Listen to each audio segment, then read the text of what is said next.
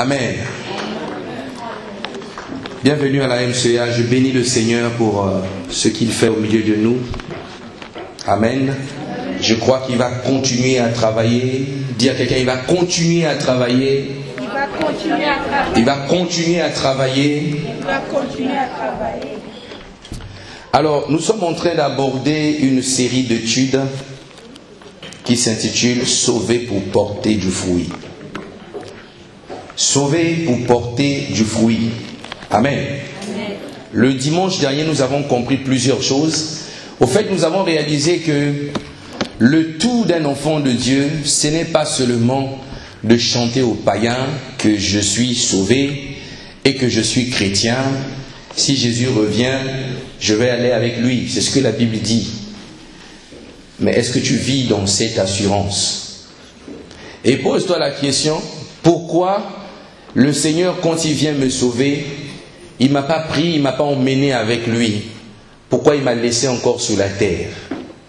Avec tout ce que la terre renferme, les factures, les douleurs, comment dirais-je, les insultes, les calomnies, tout ce que le monde peut faire. Amen. Le mépris. Pourquoi le Seigneur va nous laisser dans ce monde et il nous dit, je vous ai envoyé dans le monde comme des brebis au milieu des loups. Est-ce que sa volonté, c'était que moi et toi, nous nous laissions dévorer par le diable? Je ne pense pas. Amen. Mais pose-toi la question, pourquoi il ne m'a pas emmené avec lui? Il a choisi lui-même de partir, mais pourquoi moi, il m'a laissé? Qu'est-ce que je dois faire ici-bas? Je te conseille de prier comme moi ce matin, de dire au Seigneur, je suis un homme, mais ce que j'aimerais, c'est que le jour où je quitte la terre, je prends le départ pour aller vers la patrie céleste, que l'humanité ne se souvienne pas de moi, mais qu'il se souvienne du Christ qui a vécu au-dedans de moi. Amen. Lorsque tu fais cette prière, le Saint-Esprit te donne la capacité de vivre pour Dieu et de porter du fruit. Vous savez, nous sommes devenus très bavards. Nous sommes devenus comme des agents publicitaires des églises. On est rentré dans des systèmes. Nous sommes la MCA, là-bas nous fonctionnons comme ça. Nous sommes telle église, chez nous ça se passe comme si. Jésus n'a pas créé une boutique. Il n'a pas créé une société, mais il a créé un corps qu'on appelle le corps de Christ. Que tu sois ici ou ailleurs, tu es membre de ce corps. Alors le corps tout entier est appelé à porter du fruit. C'est-à-dire le but pour lequel moi et toi nous vivons, le but pour lequel le Seigneur nous a laissés sur cette terre, c'est pour travailler sur ce pourquoi Jésus lui-même est mort. Jésus n'est pas mort seulement pour les chrétiens. Jésus est mort pour tout le monde. Il est mort. C'est une phrase habituelle. Mais il était vraiment mort. Je ne te parle pas ce matin de la passion du Christ, les films que nous regardons au cinéma, je ne te parle pas de ça. Ce matin, je te parle d'une réalité qui s'est passée. Il est mort, Jésus, mais il a laissé une œuvre. Et cette œuvre-là, il veut continuer à faire son œuvre à travers moi et toi. Combien de temps nous lui donnons pour qu'il fasse ce qu'il a fait avec nous? Quand il est venu sur la terre, il se fait appeler Fils de l'homme. Vous savez pourquoi il disait je suis le Fils de l'homme? Parce qu'il savait que les cieux sont les cieux de l'Éternel, mais la terre a été donnée au Fils des hommes. Donc pour opérer, il avait besoin d'un corps. Dis-moi amen. Et étant mort et étant parti, assis à la droite de Dieu, pour continuer à opérer, il a besoin d'un corps. Et le corps dont il s'agit, c'est toi et moi. Dieu, Jésus, a besoin d'utiliser notre corps pour continuer à faire son œuvre. Je ne te dis pas que commencer après le culte de sortir, d'arrêter de travailler, d'arrêter de faire tes occupations, s'occuper de ta maison et commencer à dormir dans la rue pour annoncer l'évangile. Non, je veux parler de l'équilibre, le juste milieu. Distinguer deux choses. Une, c'est ce qu'on appelle l'emploi et l'autre, c'est ce qu'on appelle le travail. J'aimerais que nous comprenions ça. Il y a une grande différence. Quand on va t'employer, ça veut dire qu'on va t'utiliser. Mais on t'emploie pendant un temps. Tu ne travailleras pas jusqu'à 100 ans. La retraite arrivera. Donc tu es employé. Mais ce qu'on appelle le travail, tu ne peux pas travailler pour un temps. Tu travailles jusqu'à ce que tu quittes la terre.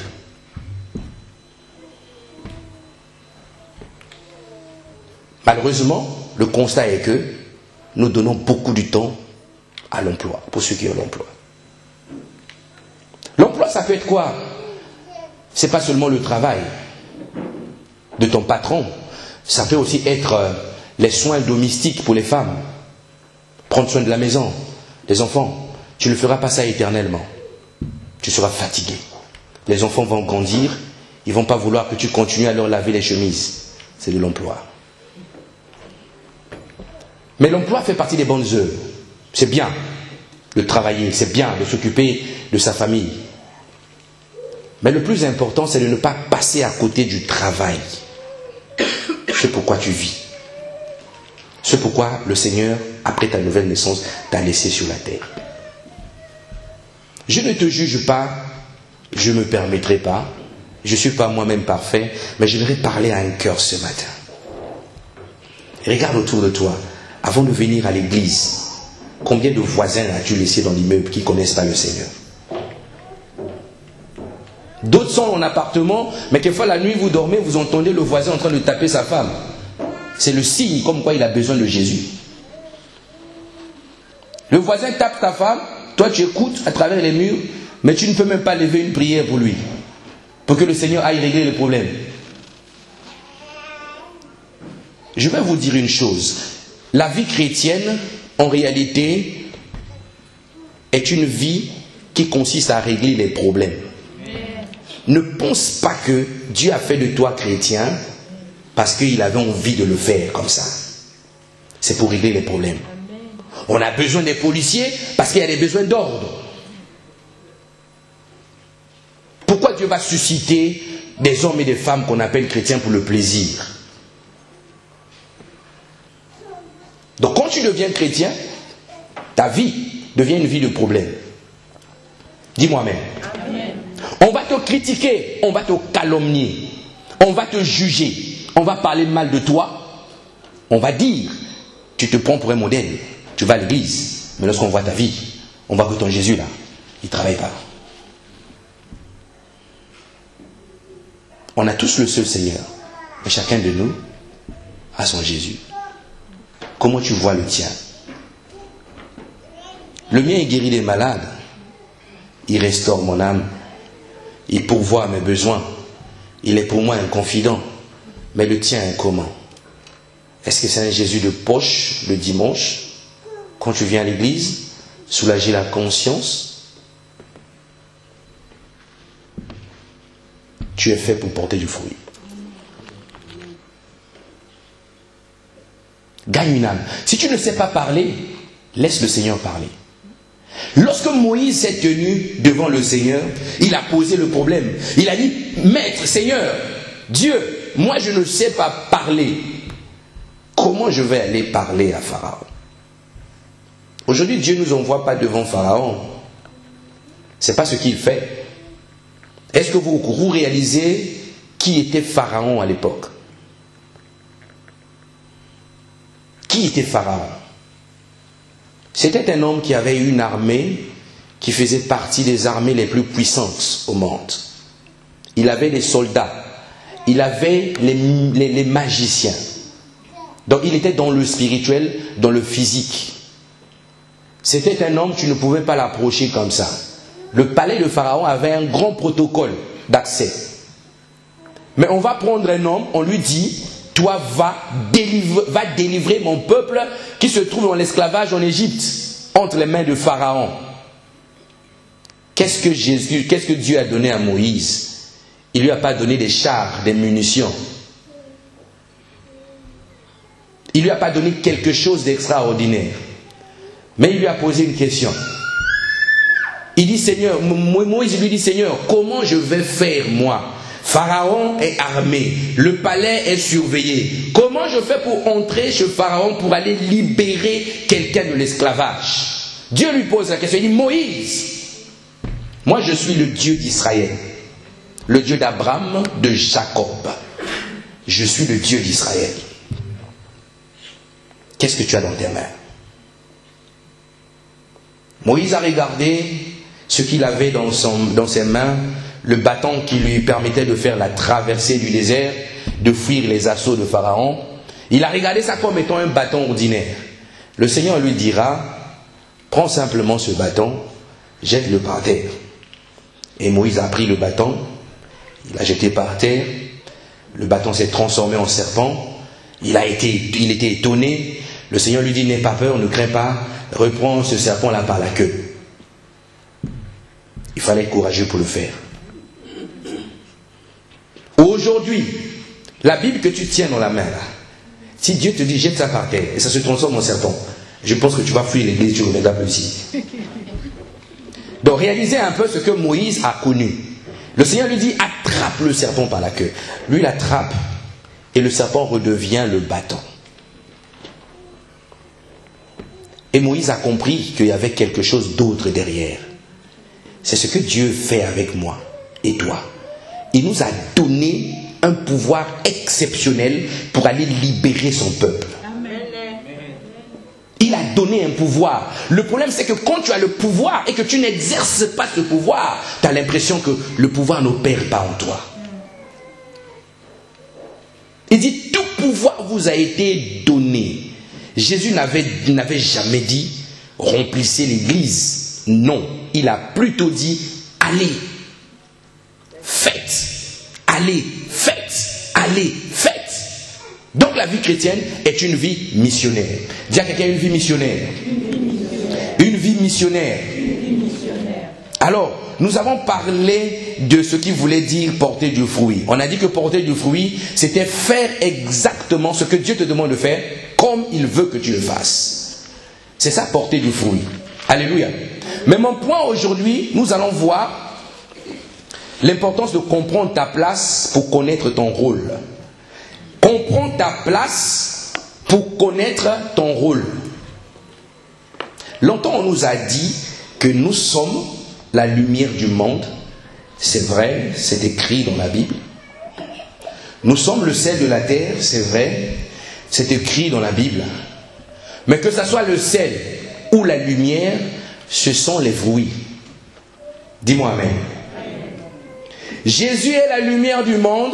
Il est venu habiter en toi et toi tu deviens lumière du monde. Jésus a été le premier sel de la terre. C'est lui qui a donné envie aux gens d'aimer le Seigneur. Il vient habiter en toi, il fait de toi le sel de la terre. Donc tout ça, c'est ce qu'on appelle le fruit. Mais ce qu'il y a à comprendre, c'est que beaucoup de chrétiens se limitent à cela. Mais avant de comprendre, qu'est-ce que le Seigneur t'appelle à faire sur le corps de Christ, il faut d'abord comprendre quelle est ta position face à Jésus, face à Dieu. C'est quoi ta position? Comment Jésus te qualifie? On a fait le choix, mais mes frères, je vous dis la vérité, mes sœurs, moi et toi, nous n'avons pas choisi Jésus. Tu ne peux pas me dire que tu as choisi Jésus. C'est pour ça que tu es devenu enfant de Dieu. Ce n'est pas ce que la Bible dit. Ah, pasteur, qu'est-ce que tu es en train de dire? Jean 15, verset 16. Jean chapitre 15, verset 16. Je vois comment ton voisin me regarde et dit, oh, comment ça on n'a pas choisi Jésus? Ce n'est pas vous qui m'avez choisi, mais moi je vous ai choisi et je vous ai établi. Donc c'est lui qui te regarde, il me regarde, il nous a choisis. Parce qu'un disciple, il n'est pas nommé, il n'est pas voté. C'est le maître qui choisit. De la même façon qu'il a choisi Simon-Pierre, il a choisi Matthieu, il a choisi Marc, il a choisi ses disciples. Jésus nous a choisis. Ce n'est pas nous qui l'avons choisi, Jésus nous a choisis. Ce n'est pas nous qui avons aimé Jésus. C'est pas ce que la Bible dit. La Bible dit que si nous l'aimons aujourd'hui, c'est une conséquence du fait que Jésus nous a aimés le premier. C'est-à-dire, avant que tu ne sois même formé dans le ventre de ta mère, Jésus te connaissait et il t'avait aimé. Dis à quelqu'un, tu es le projet de Dieu. Dis-le bien, tu es le projet de Dieu. Bouscule-le, tu es le projet de Dieu. Donc il t'a choisi, il t'a établi, première chose, pour aller, deuxième chose, pour porter du fruit. Pour aller et porter du fruit. Alors le fruit, ici le texte nous parle de l'allégorie, c'est-à-dire on illustre. Vous savez qu'un homme ne peut pas porter du fruit. Les fruits sont tenus par les branches. Mais quand Jésus parle, il dit que toi tu es comme une branche. Donc ta position sur le corps de Christ, c'est comme une branche. Mais une branche est rattachée au tronc d'un arbre. Alléluia. Nous allons lire notre texte de base de ce matin. J'aimerais que nous puissions ouvrir nos Bibles dans Jean chapitre 15. Nous allons lire tout doucement, nous allons comprendre. Jean chapitre 15, versets 1 à 8. Un conseil gratuit, prenez l'habitude d'utiliser les Bibles papier. Le numérique c'est bon, mais le jour où tu n'as pas le numérique, on te donne une Bible, on va te dire Genèse, tu vas commencer à fouiller des pages alors que tu ne sauras pas que c'est le premier livre. On te dit Apocalypse, tu fouilles au milieu, tu ne sais pas que c'est le dernier. Quelqu'un me dit merci pasteur. Merci pasteur. Donc apprenez à prendre les Bibles papier. Amen. Et si tu prends la Bible papier, prends le soin de lire la Bible. On ne veut pas aussi avoir des chrétiens spectateurs, c'est-à-dire comme la Bible, il ne lit pas la Bible, il prend juste la Bible. On a des gens comme ça, il ouvre la Bible, il prend le stabilo, il met les couleurs partout, il met les couleurs partout. Quand il vient à l'église, il l'ouvre comme ça. Waouh, qu'est-ce qu'elle dit la Bible? Seigneur Dieu, frère, sœur, Dieu c'est qui? Oh pasteur, il est Dieu. Voilà. Amen. Voilà, c'est pas un lieu de théâtre l'église. Donc Jean 15, verset 1 à 8. Amen. Je prie que ce ne soit pas le cas de quelqu'un. Jean 15, 1 à 8, Jésus dit, je suis le vrai cep et mon Père est le vigneron. Tout sarment qui est en moi et qui ne porte pas du fruit, il le retranche. Et tout sarment qui porte du fruit, il l'émande afin qu'il porte encore plus de fruits. Déjà vous êtes purs à cause de la parole que je vous ai annoncée. Demeurez en moi et je demeurerai en vous.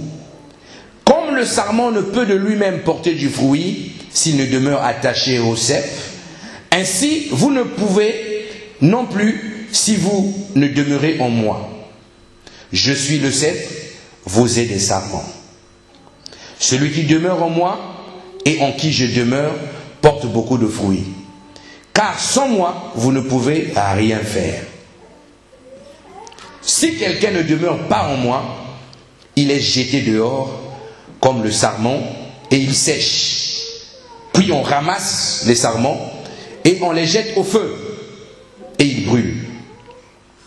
Si vous demeurez en moi et que mes paroles demeurent en vous, demandez ce que vous voudrez et cela vous sera accordé. Si vous portez beaucoup de fruits, c'est ainsi que mon Père sera glorifié et que vous serez mes disciples. On acclame la parole du Seigneur.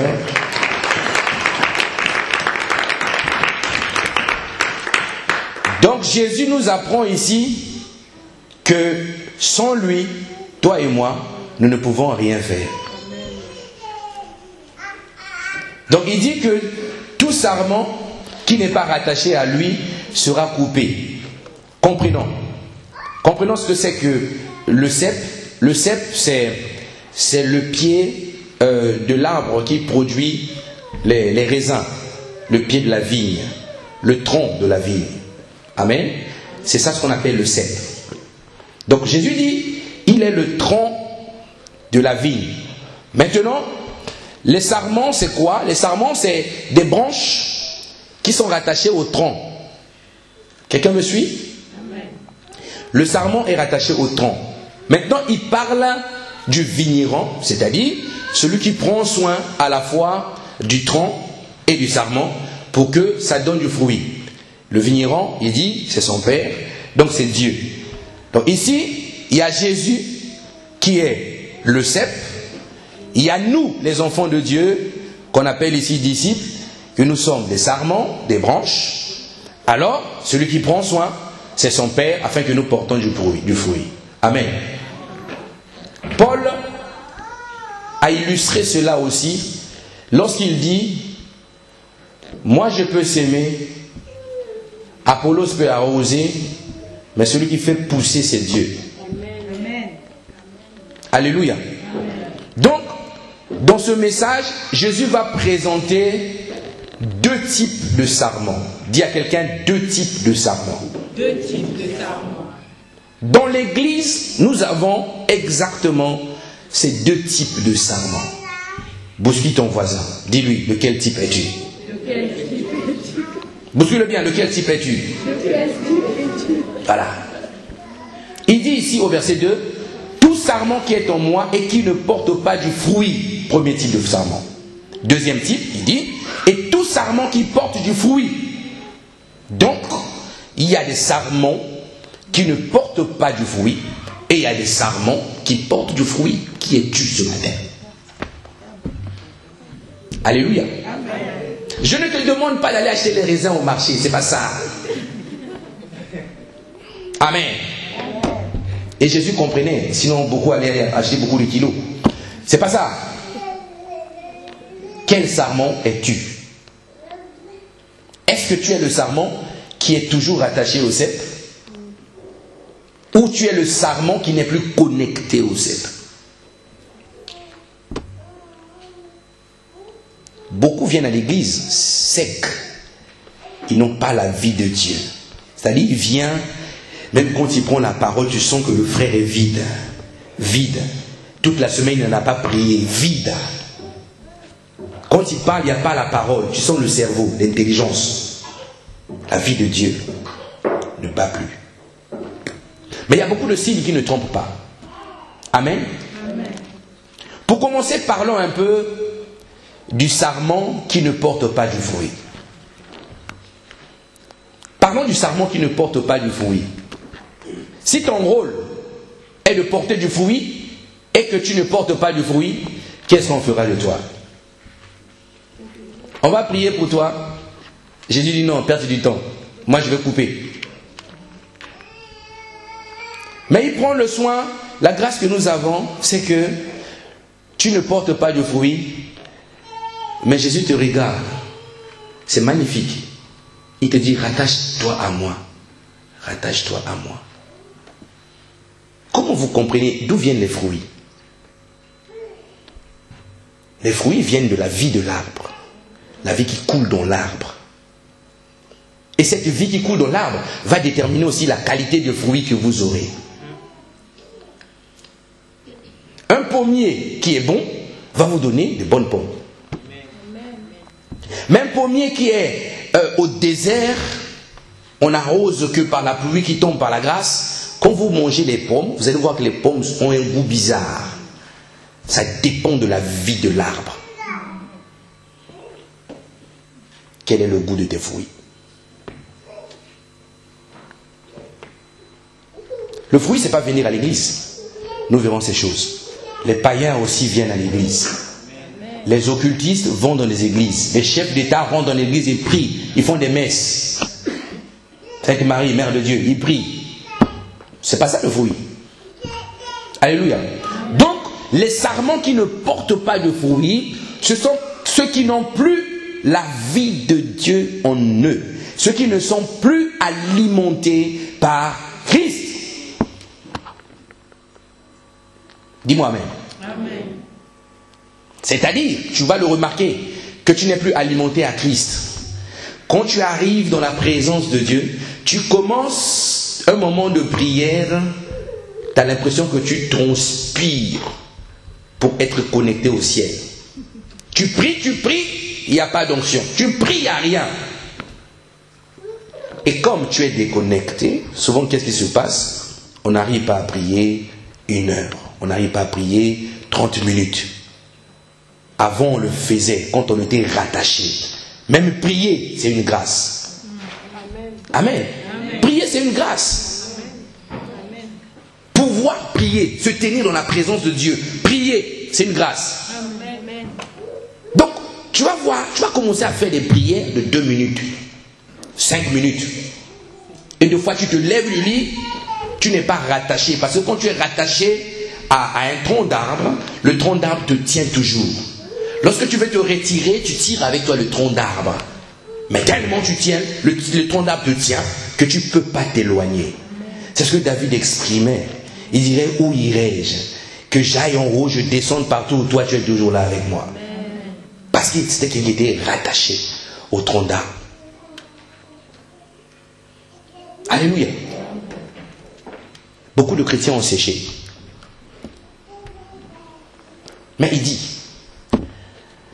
ce genre de sarment-là, qu'est-ce qu'il va en faire? Il dit, il va retrancher.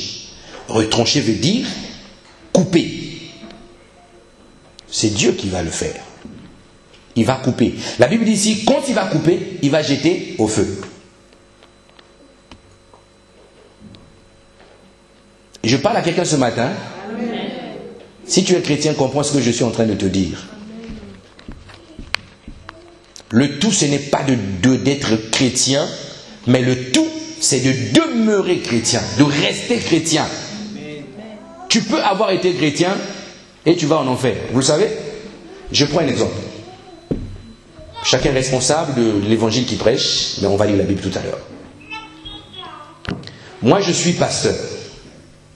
J'ai commencé à servir Dieu devant l'église et je prends la décision de tout abandonner. Je reprends ma vie passée, je vis ma vie, je bois mes bières, je reprends encore à draguer, je lis un peu les mots d'amour, je commence encore à envoyer vers les petites, je récupère tout ça. Et je deviens escroc. Et je fais des choses bizarres. Je m'en fous de Jésus, de son témoignage. Et quand c'est comme ça, je commence à véhiculer un mauvais témoignage. Je dis aux gens, au fait, ces histoires-là, c'est des histoires, oh, tu sais, j'ai été pasteur, tu sais, on s'arrange, c'est des trucs qu'on fait. Hein. Vous pensez, vraiment, même si la grâce existe, un homme comme moi, je deviens comme ça. Donc Jésus revient, il me prend, il l'emmène avec moi au ciel. C'est que ce Jésus-là est aveugle. Mais comme il voit tout, il sait tout, tu ne pourras pas t'échapper. Il dit, tout sarment qui ne demeure pas en lui, qui ne porte pas de fruit, sera coupé, retranché, jeté au feu. C'est simple. Sinon les païens devaient venir donner leur vie à Jésus, 6 mois, un petit CDD, 6 mois, tu as le salut, et puis tu repars faire ta vie. Ça allait être beau, hein? Tu as le salut, et tu vis ta vie comme tu veux. Mais ça là, ce n'est pas la volonté de Dieu. Matthieu 13, 10, regardez ce que la Bible dit. Matthieu 3, verset 10, Matthieu 3, 10, on dit, déjà la cognée est mise à la racine des arbres. Tout arbre qui ne produit pas de bons fruits sera coupé et jeté au feu. On dit ici, tout arbre qui ne produit pas du bon fruit. Ça veut dire que c'est un arbre qui produit des mauvais fruits. Autre chose. Tu peux être rattaché au cep, mais est-ce que tu produis du bon fruit? Il y a des chrétiens comme ça, ils sont très spirituels. Quand ils prient, limite, il va poser le crâne par terre à cause du Seigneur. Mais quand il lève la tête, il voit les hommes, il les déteste. Ce frère-là, je ne le salue pas, c'est un orgueilleux. C'est un orgueilleux. Cette sœur-là, il ne faut pas l'approcher. C'est des sœurs qui sont dans la prostitution. Tu dis, bonjour ma sœur. Oui, oui, bonjour ma sœur, tu passes dans les rangs. À la fin du culte, tu viens te voir. Pasteur, elle est dans la prostitution. Fais attention. Elle oublie que Jésus, qui était le Seigneur, qui était Dieu, reconnu par les hommes et l'humanité, s'asseyait au milieu des prostituées. Il rentrait dans la maison où il y avait des prostituées et des gens de mauvaise vie. Il rentre, il s'assoit, les prostituées viennent, ah Jésus, ils prennent leurs cheveux, ils essuient ses pieds, lui aussi met les pieds comme ça, on essuie les pieds. Ça c'est Jésus. Hein. S'il était pasteur aujourd'hui, là, je crois que l'église de Jésus serait vide. On dit Jésus, quel pasteur tu es? Un pasteur colérique, nerveux, qui rentre à l'église, il voit les gens vendre des trucs dans le coin, il vient, il commence à renverser les tables des pauvres, des malheureux. Aujourd'hui, il était pasteur ici, l'église là, hein, serait vide. Je vous garantis. Imaginez-vous que vous voyez, je ne sais pas, il y a un endroit peut-être au Havre ici où il y a les prostituées, vous me voyez là-bas en train de discuter avec une prostituée. Tu n'auras même pas besoin d'entendre ma conversation. Tu ne sauras pas si je prêche l'évangile, mais tu vas déjà courir. Alors, je t'appelle pour te dire, les hommes, votre pasteur là en ce moment, je suis plus son pasteur, il donne aux autres. Votre pasteur, je l'ai vu, moi-même je l'ai vu. J'ai failli le prendre en photo, mais mon cœur m'a dit non. Mais si je suis là-bas pour annoncer l'évangile, toi tu me prends en photo et que tu commences à bosser pour le diable, comment tu feras? Qu'est-ce que tu deviendras? Dis à quelqu'un, fais attention. Fais attention. Ça c'est les mauvais fruits. Donc lorsque tu ne connais pas, reste calme. Alléluia. Prie seulement. Il y a beaucoup de chrétiens qui commencent à porter des mauvais fruits dans l'église. D'autres, c'est la manipulation. Manipulation. Donc il vient là, il manipule. Il sait que l'église là, en ce moment, il y a des travaux. Donc, je sais un peu l'approcher. Il approche. Prend son enveloppe. Il sort de la poche. Il écrit en gros, 10 000 mensuels. Et si le païen, vous savez, le païen, ce qu'il passe est devant. Donc le frère, il passe, chacun passe, il met, ça dit, lui écrit en gros 10 000 mensuels. Et il écarte bien l'enveloppe. Et il tient ça comme ça. Et il sourit. Dieu aime ceux qui donnent avec joie. Il sourit. Il sourit. Et il vient. Il fait d'abord ça, tout le monde lit. Il tourne, il danse, il regarde d'abord, tout le monde lit. Après, il met sa dîme. Et les sœurs qui galèrent commencent à le regarder. Ah, lui, mais il lui donne quand même le dit. Il doit être pas mal, lui. Tu n'épouses pas l'homme de ta vie parce qu'il donne la dîme. Tu vois, c'est un manipulateur. Il veut qu'on s'intéresse à lui.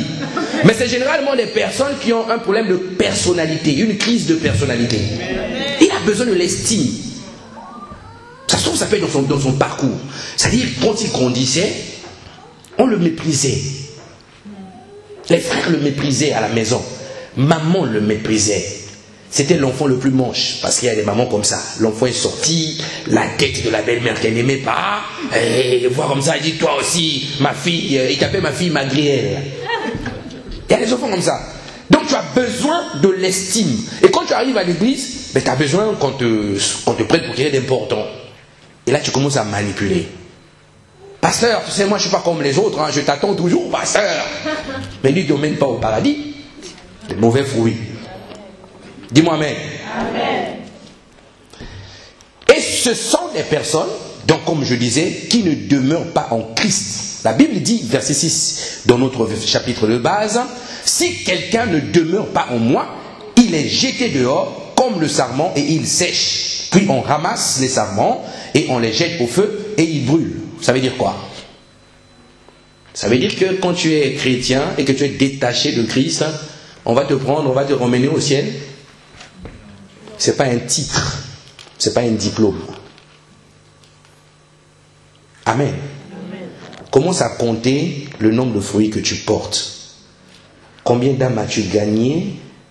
Est-ce que tu es juste dans ta conduite? Est-ce que tu mets la loi de Dieu en pratique? Est-ce que les hommes, en te regardant, ils te prennent pour un modèle? Oui, ils peuvent te prendre pour un modèle. Mais un modèle de quoi? Tu peux être une femme. Oh, j'aime bien comment la sœur là se maquille et donne vraiment envie. C'est pas ça le modèle. Ça, c'est un modèle terrestre. Dis-moi amen. Donc ce frère là, quand il marche, j'aime bien son allure. Tu sens que vraiment, il est bien. Hein? C'est pas ça le modèle. Il faut être un modèle en foi, modèle en pureté, modèle en sainteté, modèle en crainte de Dieu et modèle en prière. C'est ça. On dit, venez, on va prier 7 heures. Quelqu'un m'avait dit, oh pasteur, il faut quand même une pause. Je dis, quelle pause on va faire? Qu'est-ce que tu veux toi? Ah pasteur, 7 heures. Oh, moi je veux venir, mais vraiment 7 heures. Je dis, oui. Tu peux venir, mais 7 heures. Ah, écoutez. Et on vient, on commence à prier 1 heure. Lui qui priait 30 minutes, tu le vois continuer à prier. 2 heures, il continue à prier. Tu passes à côté de lui, tu le regardes. Concentré, il commence à prier. Et bah, 7 heures, il a prié. Amen. Je pensais que tu allais acclamer le Seigneur. Donc, le tout, c'est de commencer. Le tout, c'est de commencer. Le tout, c'est de commencer. Jésus, c'est le bon cep. Mais quand tu veux demeurer connecté à Jésus, il faut le désirer. Amen. Il n'est pas seulement le cep, il est aussi l'époux. Amen. Au lieu de te fatiguer à bouder les bisous qu'on ne te donne pas, Jésus, il a la jouer toujours comme ça. Lui me dit, je me tiens à la porte et je frappe. Si tu entends, je rentre, je te fais bisous. Ah oui, faut bouder. Mon mari m'aime pas, ma femme m'aime pas, mon copain, tu sais même pas que le copinage c'est un péché. Mon copain m'aime pas. Il me fait pas bisous, il se gêne de moi. Jésus attend, désire-le, sois passionné de lui. Dis-lui les mots doux. Va lire la Bible, comment la Bible parle de lui. Formidable, excellent, majestueux, long à la colère, riche en bonté, lumière, sel de la terre. Jésus-Christ de Nazareth. Sois passionné de lui. Il suffit de lui dire des mots, mais des mots qui sont sincères, qui viennent du cœur. Faut le désirer. Imaginez-vous un homme qui a 2 femmes. La première femme s'occupe bien de la maison, elle nettoie bien, elle fait bien la cuisine, elle repasse son linge, elle fait beaucoup de bonnes choses pour son mari. Et la deuxième femme essaie de faire. Elle, on a éduqué, le ménage c'est pas trop son truc, la cuisine, bon, griller même un œuf là, faire l'omelette, c'est tout un challenge. Amen. Parce que j'ai vu une fille, on dit faire l'omelette. Il prend l'œuf comme ça, il commence à chercher comment casser. Elle ne sait pas. Donc la deuxième ne sait pas faire la cuisine. Mais cette femme-là aime la proximité de son mari. Elle est attentionnée. Quand le gars il se lève comme ça, même si ce n'est pas son tour, puis c'est le matin, midi, soir, je ne sais pas comment ils font. Alléluia. Il y a des femmes qui attendent le matin, il y a d'autres qui attendent l'après-midi, d'autres qui attendent le soir. Ils sont 3. Maintenant, on sait que mardi, il dort là-bas. Mercredi, il dort là-bas. Adam dormait partout avec les Èves. Alléluia. Donc, l'autre deuxième femme cherchait à plaire au cœur de son mari. Oh, mon chéri, tu as bien dormi. Rien que ça. Il y a des femmes qui n'ont pas pu dire ça à leur mari depuis des années. Aujourd'hui, on rentre à la maison, dit chéri, ça va bien? Reprends les mots doux. Tu vas voir comment son regard, il va s'intéresser à toi. Alléluia. Parce que l'attitude, la relation que tu vis avec ton homme, avec ton époux, va déterminer comment lui va te considérer. La cuisine. Est-ce que vous savez que les domestiques font la cuisine? La proximité. C'est ce qu'il faut chercher avec Jésus. faut l'approcher. Regardez avec attention. Contemple-le. Contemple, regarde. Nous voulons refléter l'image de Christ, mais nous ignorons ce que la Bible nous dit. La Bible nous dit, l'image de Christ ne vient pas parce que tu pries beaucoup. L'image de Christ ne vient pas parce que tu lis beaucoup la Bible. Tout ça c'est bien, il faut beaucoup prier, il faut beaucoup lire la Bible. Mais elle nous dit que l'image de Christ arrive lorsque nous prenons le soin de regarder et de contempler le Seigneur. Tous ceux qui contemplent le Seigneur comme dans un miroir sont transformés de la même image que lui. C'est ça. Viens, représente-toi que le Seigneur est là. Quand tu pries, regarde qu'il est là. Ne l'imagine pas au ciel sur le trône et toi sur la terre en train de l'adorer. Il dit, quand vous me priez, je suis là. Donc il est là. Quand tu pries, réalise que le Dieu que tu pries est devant toi. Maintenant, comprends. Le sarment qui est détaché, c'est des gens, des frères, des sœurs, ils sont nuits dans la prière. Où les autres prient, lui il a les yeux ouverts. Il regarde tout le monde. Mon frère, on est là pour prier, toi qu'est-ce que tu as? Déconnecté. Alléluia. Celui qui n'a pas le Fils n'a pas la vie. Amen. Celui qui n'a pas le Fils n'a pas la vie. Et donc le problème c'est que quand tu es détaché de Jésus, le risque que tu cours, c'est de perdre ce qu'on appelle la foi. Dis à quelqu'un la perte de la foi. Donc le sarment qui est coupé perd la foi en Jésus-Christ. Tu perdras la foi. Pasteur, est-ce que possible de perdre la foi? Oui. Et quand tu perds la foi, rassure-toi, tu ne pourras pas être sauvé. La grâce ne peut pas te répertorier là où tu te trouves. Parce que la grâce est dispensée sur la terre, mais la grâce cherche la foi. Amen. Amen. J'aimerais que quelqu'un note ça. La grâce que Jésus a dispensée sur cette terre cherche tout le temps la foi. La foi. La Bible dit, même quand il reviendra, est-ce qu'il trouvera la foi? Alléluia. Vous connaissez ce passage de Ephésiens 2:8 qui dit, nous sommes sauvés par grâce au moyen de la foi. Donc la foi, c'est le moyen qui va te permettre d'aller saisir la grâce qui te sauve. Donc quand tu es déconnecté, un sarment coupé de Jésus, tu ne pourras pas saisir la grâce. Dis-moi amen. La grâce. Et pour saisir la grâce, il faut que tu gardes la foi, c'est-à-dire il faudra que tu arrives à demeurer en Christ. Amen. Donc le tout, ce n'est pas d'être chrétien. Est-ce que jusqu'à ce que Jésus reviendra, toi tu resteras toujours chrétien? Est-ce que quand Jésus reviendra, tu auras toujours la foi? Tu pourras dire aux hommes, je suis un chrétien. Est-ce que toi et moi, nous garderons la foi? Paul a dit, j'ai combattu le bon combat. La course, je l'ai remportée. Mais le tout pour moi, j'ai gardé la foi. Et comme j'ai gardé la foi, la couronne de gloire m'est réservée. Amen. C'est la foi. Mais Paul était rattaché au cep. Il était rattaché au cep. Il dit, ce n'est plus moi qui vis, c'est Christ qui vit en moi. Et si je vis dans la foi au Fils de Dieu qui m'a aimé. Christ était devenu sa vie. Est-ce que Christ est le centre de ta vie? Est-ce que Christ est ton Seigneur? Toutes tes décisions de la semaine que tu as eu à prendre, tu l'as sollicité? Est-ce que tu l'as entendu toute la semaine? Est-ce que Christ est ta vie? Jésus ne viendra pas prendre les femmes des autres. Il viendra prendre son épouse. Et l'épouse, c'est celle qui se prépare. Est-ce que quand Jésus reviendra, toi et moi, nous allons partir? Est-ce que tu as l'assurance que tu partiras?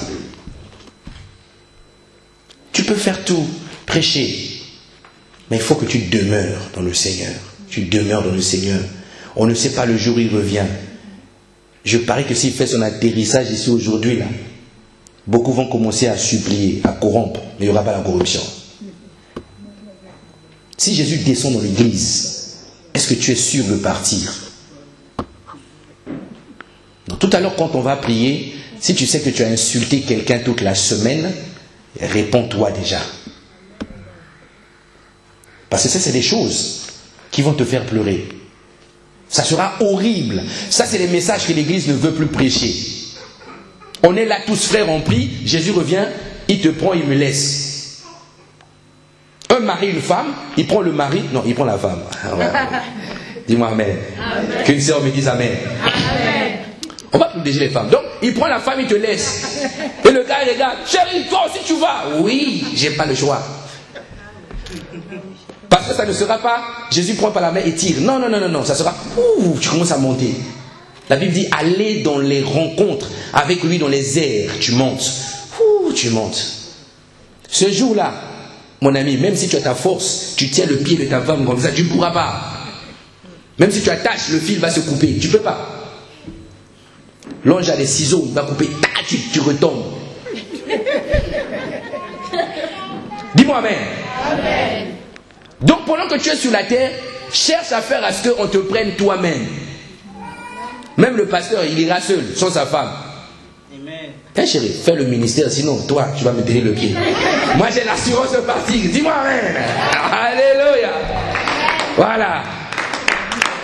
Et quand je partirai, je réalise ce jour-là, quand je partirai, je serai un enfant de Dieu vraiment fier de moi. Mon pied, je ne te donnerai pas à toucher. Ah, ma soeur, là, tu vas comprendre que celui que j'ai aimé, je le vois maintenant. Amen. Mon pied, là, pour le toucher, c'est un challenge. Alléluia. Amen. Il faut vivre avec cette espérance. Comme quoi, un jour, nous serons enlevés. Mais est-ce que tu feras partie de ceux qui vont être enlevés? Alléluia. Il y a l'enlèvement va se passer pendant que Jésus reviendra. Ça se trouve, il va y avoir des prédicateurs qui seront ce matin devant l'estrade comme moi. Jésus revient, lui reste avec sa Bible comme ça. Les fidèles regardent, pasteur, toi aussi tu es resté. Dis-moi amen. Amen. C'est pour ça Paul dit, quand j'annonce l'évangile, je tremble moi-même. De peur que ce que j'annonce aux autres et qu'à mon tour, je ne sois pas capable. Donc je veille sur moi. Je parle de Christ, j'essaie de veiller sur moi. Il faut avoir cette attitude-là. Amen. Alléluia. Amen. Donc, vis avec la foi, l'assurance que tu es un sarment qui est bien rattaché au sceptre. Rassure-toi de ça. Rassure-toi de ça. Amen.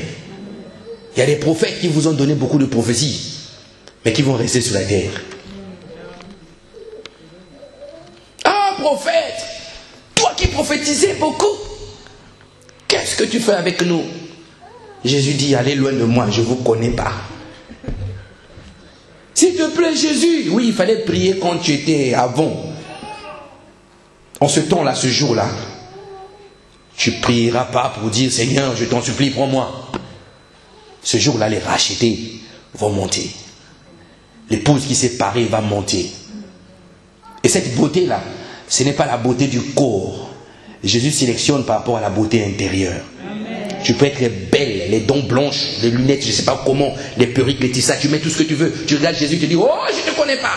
Tu dis, Jésus, regarde-moi. Il dit, je ne te connais pas. Tu ne pourras pas séduire cet époux-là. Il est inséductible. Et devant lui, on ne fait pas semblant. Il te regarde comme ça, il te regarde, il ne voit pas le corps, il voit ton cœur. Il voit tes pensées. Il voit comment toi tu es en train de travailler ton système à l'intérieur. Donc Jésus ne pourra jamais, le jour où il revient, il ne pourra jamais être impressionné par ta beauté, par les biens que tu as. Tu ne pourras pas l'impressionner. Jésus, je regarde mes rouges à lèvres. Jésus. Il te dit, c'est pas ça.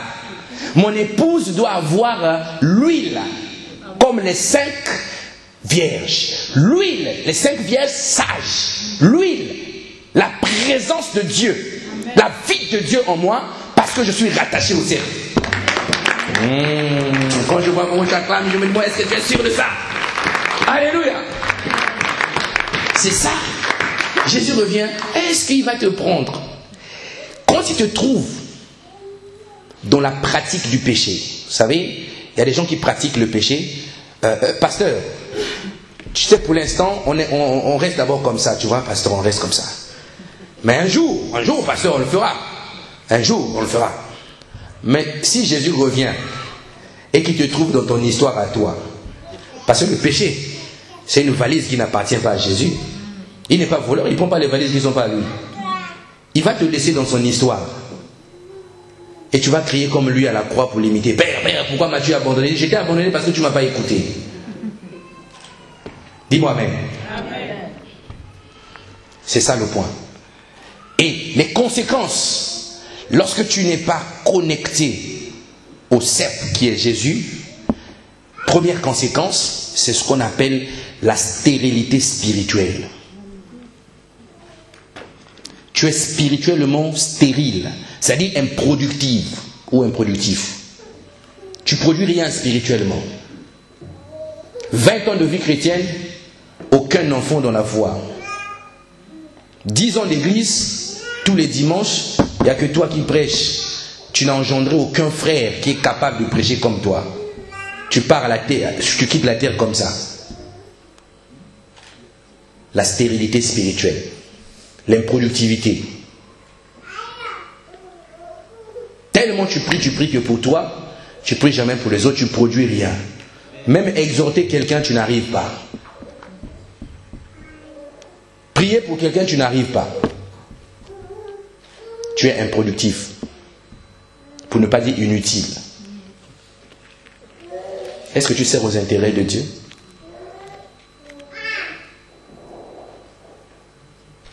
Beaucoup ont beaucoup de bébés. Mais spirituellement, Dieu les régale. C'est des femmes et des hommes stériles. Parce que les bébés dans la foi, ils ne sortiront pas de ton ventre. Ils sont déjà dans le monde. Il faut les prendre, les faire passer dans ton ventre pour les faire ressortir.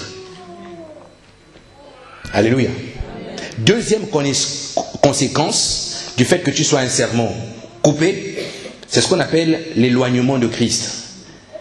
Tu vas sentir que Dieu est maintenant loin de toi. Tu pries, c'est comme s'il ne répond pas. Tu fais des prières, il ne répond pas. Il ne t'exauce plus. Il t'écoute, mais sans plus. Et quand tu es atteint de la stérilité spirituelle, deux fois, qu'est-ce que le diable fait? Il va te faire croire que tu es encore spirituel. Ton parler en langue avait déjà bugué depuis longtemps. Toi, tu penses que ça continue encore. Quand tu viens là, tu casses les oreilles au pasteur, au frère. Alors que tu es déjà déconnecté du Seigneur. Totalement déconnecté. Donc le signe qui montre que quelqu'un est spirituel, c'est pas parce qu'il parle en langue. Et le problème c'est, en étant comme ça, le risque que tu encours, c'est la destruction. Que tu sois détruit, jeté au feu. Satan va te détruire. Il va te détruire. Mais il peut te détruire par ta propre convoitise. Les portes que tu ouvres. Parce que quand tu n'es plus rattaché à la source, tu vas ouvrir les portes. Mais il y en a aussi ceux qui sont encore un peu rattachés au Seigneur. Ils sont rattachés au Seigneur, mais dès qu'ils ouvrent une porte, au fait, il y a des gens comme ça. Il a l'onction, il a la présence de Dieu. Il est vraiment rattaché au Seigneur. Mais lorsqu'il fait le ministère, tu sens que Satan rôde autour de lui. Il rôde beaucoup autour de lui. Amen. Amen. Moi, je sais que Satan fait beaucoup de tours autour de moi. J'essaie de vérifier. C'est pour ça, chaque jour qui passe, je m'emploie à être vrai, à te dire ce que je pense, devant toi, pas derrière. Je vais te dire, je te vois, frère, toi là, je te critique pas tes cheveux, je te dis tes cheveux là, c'est pas bon, il faut essayer de, je ne veux pas être vrai, tous les jours. Alléluia. J'évite d'ouvrir les portes. Il y avait un serviteur de Dieu, je racontais cette histoire encore ce matin à quelqu'un, il y avait un serviteur de Dieu comme ça, un pasteur qui servait beaucoup le Seigneur, qui était rattaché au Seigneur. Mais le problème que le pasteur avait, c'est que chez lui, c'était un peu compliqué avec sa femme. Mais l'église ne le savait pas, il vivait sa vie. Puis un jour, un agent de Satan qui avait atteint une certaine dimension a compris que le pasteur avait un souci avec la femme. Qu'est-ce qu'il a fait? Le pasteur partait quelque part, le monsieur s'est transformé en femme, et en très belle femme. Le pasteur revient comme ça en voiture, il roule, il voit comme ça. Vous savez, il y a des beautés qui sont attractives. Hein? Il y a des beautés, vraiment, elles passent dans la rue. Tu as pitié de ta femme. Tu dis, c'est chérie, viens, je te mets un peu à côté là, parce que vraiment... Il y a des femmes qui sont belles. Dis-moi amen. Amen. On acclame pour les femmes. Non, pas pour toutes les femmes. Les belles ou les pas belles, c'est pas ça. La beauté vient de Christ. Donc, l'agent s'est incarné en très belle femme. Quand c'est comme ça, tout est réglé. L'oreille est réglée, le nez est réglé à l'endroit. Tu as l'impression que le visage est sans faute. Je ne sais pas comment Satan fait ça. Mais quand tu vois, tu dis, vraiment? Merci Seigneur pour les créatures. Donc le pasteur est passé comme ça, ouh, la voiture, il a vu. Et puis, le monsieur était en train de faire vraiment tout pour que le pasteur s'arrête. Spirituellement, physiquement, les manières. Le pasteur s'est retourné comme ça, il a vu. Son cœur a dit, écoute, ta femme aussi t'embête, je crois que c'est là, c'est pas mal. Il a freiné. Il est descendu. Bonjour. Le pasteur a commencé à marcher comme un gentleman. Il lève un peu le pied. Bonjour. Alléluia. Il commence à lever le pied. Et puis la sœur a dit, la sœur monsieur. La sœur monsieur a dit, oui, c'était un homme. Un agent du diable, mais vraiment il atteint une dimension. Il a dit, ok. Le pasteur dit vraiment, je te trouve très belle. Très belle. Je suis une belle femme. Et là il ne dit pas que je suis pasteur. Hein. Tout est caché. Moi aussi je te trouve très belle monsieur, très beau monsieur. Ah oui, tu peux pas monter, tu peux pas monter. Oui, je monte. Monter. Convoitise. Alors, sauf que quand il roulait, le pasteur s'est aperçu qu'il n'avait pas l'argent pour payer la chambre. Dis-moi amen. Alors il s'est dit, je vais rentrer chez moi à la maison. Une fois que j'arrive à la maison, je vais prendre un peu d'argent et je vais repartir à l'hôtel avec elle. Monsieur la sœur. Et donc du coup, il est arrivé à la maison. Quand il arrive devant le portail, il voit, il y a sa mère qui était assise devant le portail. Et monsieur la sœur attendait dans la voiture. Un peu garé, un peu à l'écart là. Mais comme c'était un esprit, alors monsieur la sœur a regardé la mère qui était devant. Mais le pasteur était connecté. Qu'est-ce qu'il s'est dit en lui? Il s'est dit, cet homme-là, s'il sortait avec moi là, si je prenais seulement sa sémence là, avec ce qu'il a, son Jésus là, moi je suis foutu. Donc il savait que le pasteur était connecté. Il a dit, moi, ça là, et je ne prends pas. Si ça passe en moi là, c'est fini. Et donc qu'est-ce qu'il a fait? Le pasteur sort comme ça du portail. Il a pris son visage, il a mis à la mère du pasteur. Donc le pasteur sort comme ça du portail. La fille en question à la porte. Et après, il commence à parler. Ah, on y va. La mère ne comprenait pas. On y va. Il a aveuglé l'intelligence de la mère. Le pasteur a pris la mère à l'hôtel. Ils ont fait ce qu'ils avaient à faire à l'hôtel. Dès qu'il a fait ça, l'esprit est rentré debout dans le pasteur.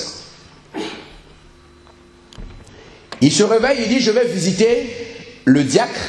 Il va dans la maison du diacre. Le diacre n'est pas là. Il commence à jouer au piano avec la femme. Touché.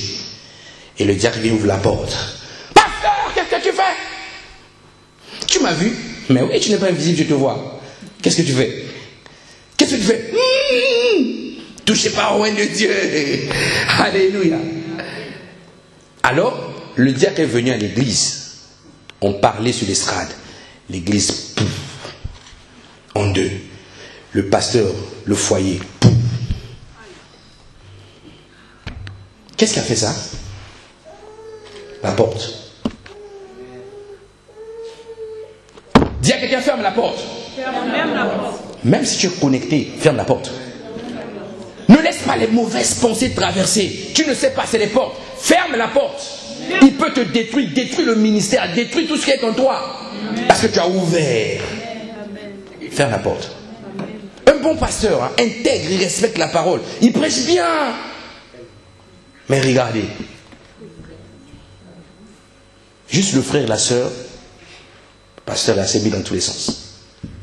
Juste quelques minutes ont détruit le travail de toute une vie. Alléluia. Donc le deuxième type de sarment, c'est le sarment qui porte du fruit. Et je prie que ce soit le cas de quelqu'un au nom de Jésus. Le sarment qui porte du fruit, ce sont ceux qui ont la vie de Dieu en eux, ceux qui ont la foi, ceux qui cherchent et qui persévèrent devant la face de Christ. Ceux qui portent le fruit. Je parle de quelqu'un comme toi, je ne parle pas de ta voisine. Amen. Et j'espère que tu es comme ça.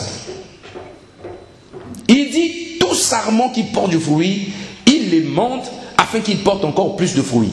C'est-à-dire, celui qui ne porte pas de fruits, au lieu que le Seigneur s'organise pour qu'il porte du fruit, mais il dit, toi tu ne portes pas de fruits, moi je coupe, je jette au feu. Mais celui qui porte du fruit, j'essaie de prendre soin de lui. C'est ça, Amandé. Il prend soin pour qu'il porte encore plus de fruits. Dis à ton voisin, sois utile. Sois utile. Bouscule bien, sois utile, sois utile, sois utile. Donc c'est le genre de sarment, le Père va prendre soin de toi. Il va te donner la capacité et il va faire couler en toi les flots, les vagues de la joie, les vagues de la paix, les vagues de l'amour. C'est des gens qui ils sont toujours souriants. Vous savez, des gens comme ça, ils sont souriants. Frère, je ne te dis pas comment ça sourire. Non, on va te prendre pour un zinzin. Le sourire qui vient de la joie du Seigneur, c'est différent. Amen. Il est joyeux. Il y a des frères comme ça qui ont envie de parler avec lui. Amen. Il fait la navette, mais tout le monde veut seulement rester à côté de lui. Il est gentil, il est bien. Dis-moi amen. Amen. La vie de Dieu coule en lui. Et quand il t'emmène, il t'encourage. Tu sens que si tu le rencontres dans la rue, c'est une bonne rencontre. Il ne te laisse pas passer sans te lâcher une parole de bénédiction. Amen. Ça, c'est des gens qui sont connectés. Il ne te dit pas allons à l'église. Non, dès qu'il te voit, il te bénit. Et il est gentil, il dit, mon frère, je suis content de te voir. Et toi, tu ne sais pas ce que j'ai entendu ces jours aussi.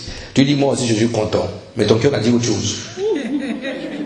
Ça, c'est ceux qui sont coupés. C'est des sarments qui se déchargent sur le Seigneur de tous leurs soucis.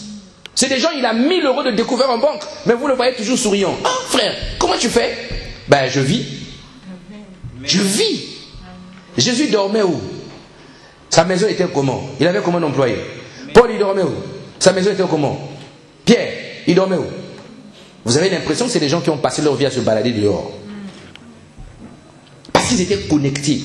Quand tu es connecté au Seigneur, l'ordre de mission bat en toi.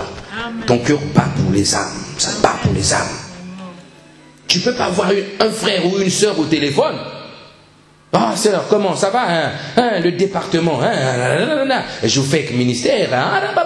C'est bien, il faut pas de la Joufek, c'est bien. On peut acclamer pour la Joufek quand même. On acclame le Seigneur. Tu peux parler de la Joufek, c'est bien. Mais ne t'arrête pas à la Joufek. Dis-moi amen. Amen. Parle de l'évangile. Parle de ce qui vous rassemble. Parle de Christ qui revient. Nourris une sœur. Motive une sœur. Encourage une femme. Donne-lui la parole. La parole va la transformer. La parole va la changer. Je parle de la parole de Dieu. Je ne parle pas de tes paroles. Ma sœur, sois forte. Sois vraiment forte. C'est les choses qui arrivent. Ça, c'est les conseils des païens. Un chrétien ne conseille pas comme un païen. Ma sœur, espère en Dieu. La joie du Seigneur est ta force. Le Seigneur prendra toujours soin de toi. Mais quand tu dis, ma sœur, reste pour toi calme, ça va passer. Le conseil des païens. Amen. Si tu n'arrives pas, appelle-moi, je vais t'aider. Mets-nous en conférence, moi je vais t'aider. Alléluia. Les serments qui sont connectés au Seigneur, c'est des serments qui sont passionnés de lui. C'est-à-dire c'est des hommes qu'on appelle des adorateurs. Ils ont la soif du Seigneur. Quand ils adorent Dieu, ils ne font pas semblant. Que tu sois sa femme, son père, son patron, sa tante, son oncle, son cousin, sa cousine, lui il va s'asseoir par terre et adorer Dieu. Mais je ne te dis pas, c'est quand tu t'assois par terre que tu adores bien, c'est faux. Dis-moi amen. Ah, parce que l'église est comme ça. Après tu vas voir beaucoup de gens qui commencent à s'asseoir par terre. Le pasteur a dit qu'il fallait s'asseoir par terre. Non, c'est pas ça, ça c'est la religion. Il faut t'asseoir parce que tu le sens grand devant toi. Tu le sens élevé devant toi. Alléluia. Le chant va chanter, prosternons, nous confessons que tu es Dieu en ces lieux. Mais tu vois quelqu'un être debout comme ça. Il chante, prosternez, nous confessons, tu es Dieu en ces lieux. Prosternez, prosternez, nous confessons, tu es Dieu en ces lieux. Tout le monde prie autour de lui. Prosternez, nous confessons, tu es Dieu.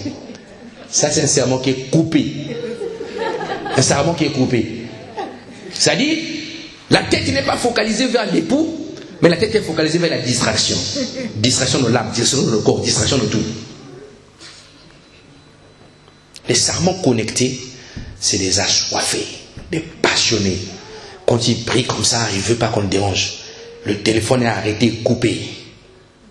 Amen. Il y en a qui prient, ils prient Dieu, le téléphone est comme ça, à côté. Ils se prosternent ici. Les applications sonnent là-bas. Est-ce que je parle à quelqu'un ce matin? Alléluia.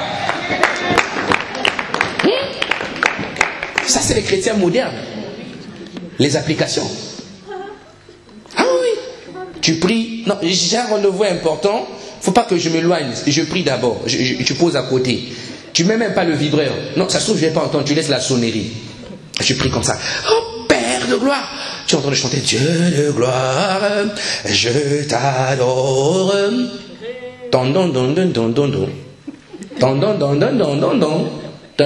Satan va te faire téléphoner au moment où tu es plongé.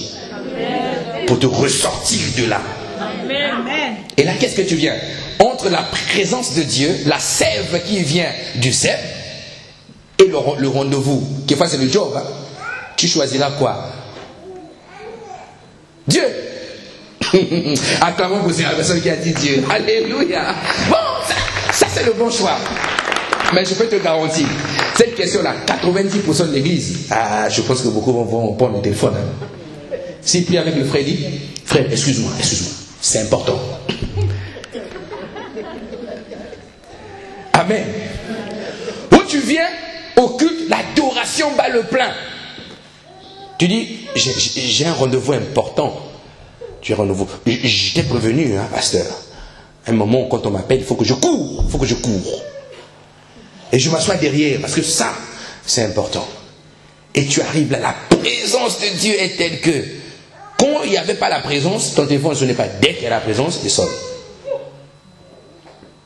Et d'autres, je ne sais pas comment ils arrivent à faire, en pleine prière, ils sont en train d'entretenir une conversation par texto. Donc il prie. Je suis en prière. Seigneur, nous t'adorons. Il regarde. Je t'attends, c'est urgent. Nous t'invitons. On ne va pas tarder. Il y a des textos automatiques. Après, le frère qui conduit aussi, quand c'est comme ça, Dieu fait quelque chose d'excellent. Le frère qui conduit commence à être lent. Il commence à traîner dans les paroles.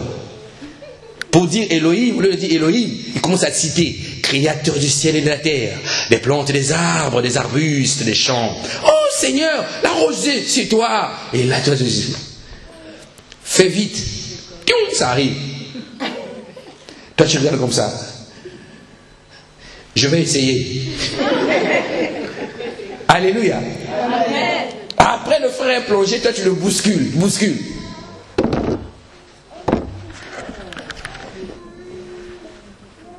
Le frère te dit, attends. Et toi tu commences à prier. Dieu, tu es un Dieu d'ordre. Tu es un Dieu d'ordre. Tu n'es pas le Dieu de désordre. Simplement parce que ton téléphone a sonné, tu as un rendez-vous qui attend. Donc un sarment qui est connecté au cep cherche la présence de Dieu, aime la présence de Dieu, affectionne la présence de Dieu. Il ne peut pas s'ennuyer, il ne peut pas être distrait dans la présence du Seigneur. Et ça, les adorateurs, voilà. Quand le Père revient, il les prend. C'est des gens, on ne les touche pas. C'est l'épouse de quelqu'un. C'est comme un homme qui aime beaucoup sa femme. Toi, viens, donne-lui un coup de poing. Tu vas voir cet homme-là, celui-ci, il fait la projection sur la mezzanine, il va sauter de là-bas jusqu'ici. Superman. Ah, jusqu'ici, il vient. Pour te cogner, il bagarre dans l'église. Parce qu'il aime son épouse. C'est comme ça que Dieu regarde les adorateurs. Amen. Critique un adorateur, tu verras. Amen. Parle mal de lui, tu verras. Amen. Tu étais intelligent à l'école, les notes ont chuté d'un coup. 4,5, 3,5, 1,50, 1,70, 1,95, même pas 2. Tu dis, oh, comment ça se fait? Tu commences à appeler le pays. Allô, papa, je ne comprends pas, l'intelligence est partie. Mais tu as critiqué l'épouse de quelqu'un. Dis-moi amen. Amen. Dis à ton voisin, arrête de me critiquer. Arrête de me critiquer. Il dit, mais qui t'a dit que je te critique? Alléluia. Amen. Il faut faire attention aux sarments qui sont rattachés au cep. Faites très très attention. Donc, ce sarment-là va porter du bon fruit. Et quand on parle du bon fruit, on parle du caractère de Christ.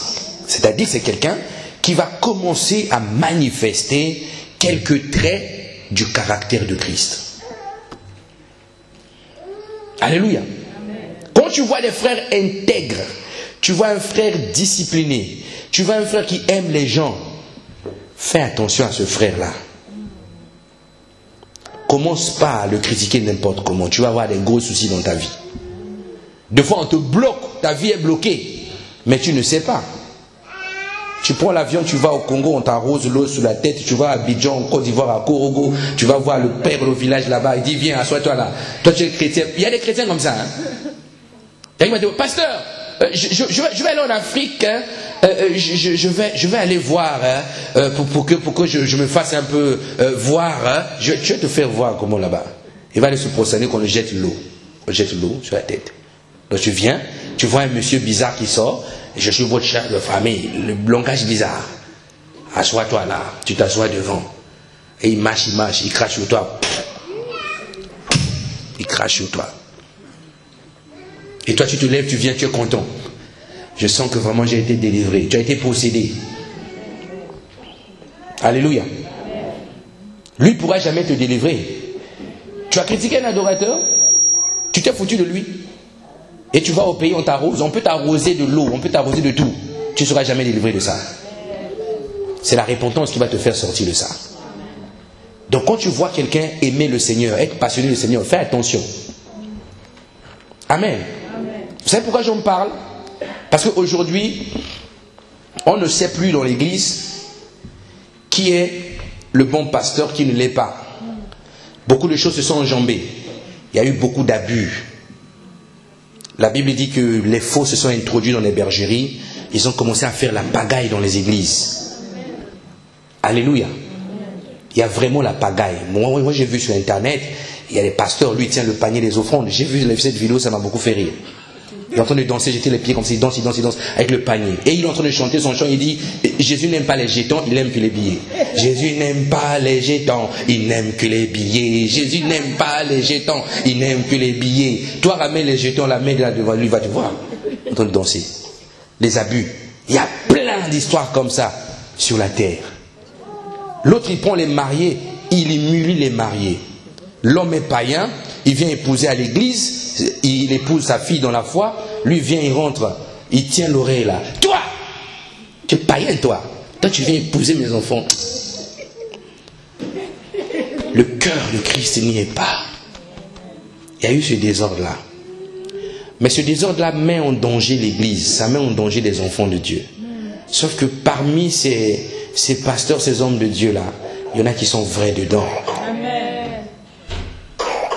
Donc quand toi tu parles là, chez toi là, tous les pasteurs c'est des voleurs, tous les pasteurs c'est des escrocs, ils abusent des femmes, tous les pasteurs. Mon ami, fais attention.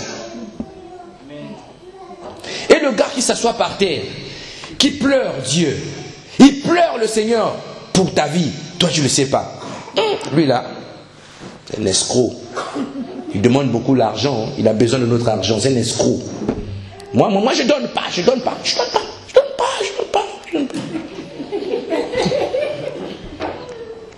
Mais tu n'as rien demandé, hein, pourtant.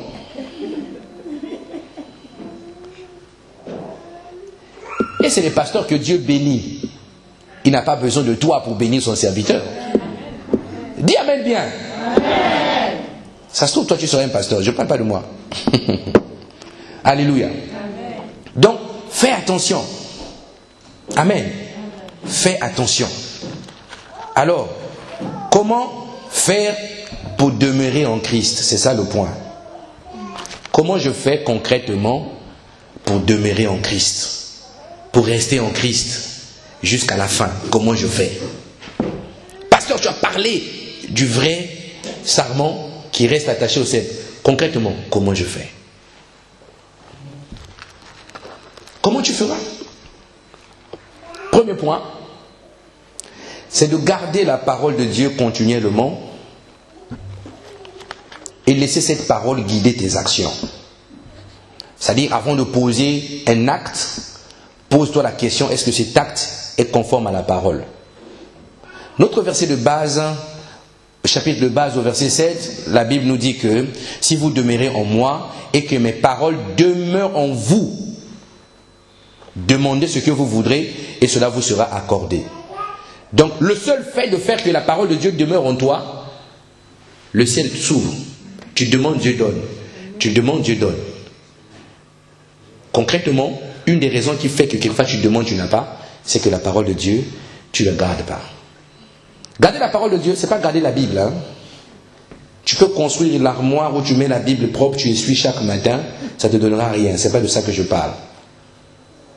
Je parle de prendre possession de cette parole et faire que cette parole prenne vie en toi. Alléluia. C'est ça, garder la parole. Mais il y a une chose, mes bien-aimés. Est-ce que toi, tu peux garder quelque chose que toi, tu ne comprends pas? Tu ne pourras pas garder quelque chose que tu ne comprends pas. Donc, prends le soin d'aller lire la Bible et fais à ce que cette parole que tu lis là, que tu la pratiques. La vie chrétienne se limite là. Obéissance à la parole de Dieu. C'est ça la vie chrétienne. Quand tu obéis à la parole de Dieu, tu n'auras pas besoin de dire, pasteur, tu sais, dans mon ancienne église, moi je faisais la modération, hein, donc je peux bien faire la modération. Tu n'as pas besoin de ça. Mais si tu gardes seulement la parole de Dieu en toi, quand tu arrives ici, le pasteur sur l'estrade, il voit comme ça l'église, et toi tu es là, tu es en train de prier. Il y a une présence qui sortira de toi, lui va le constater. C'est une bénédiction qui vient de droit du ciel. Donc, ne te bats pas dans ta maison, là où tu te trouves. Creuse la parole, cherche la parole, prie la parole. Et quand tu te lèves, respecte la parole. Parce que Dieu juge en fonction de la parole. Et la parole n'a pas de contrepartie.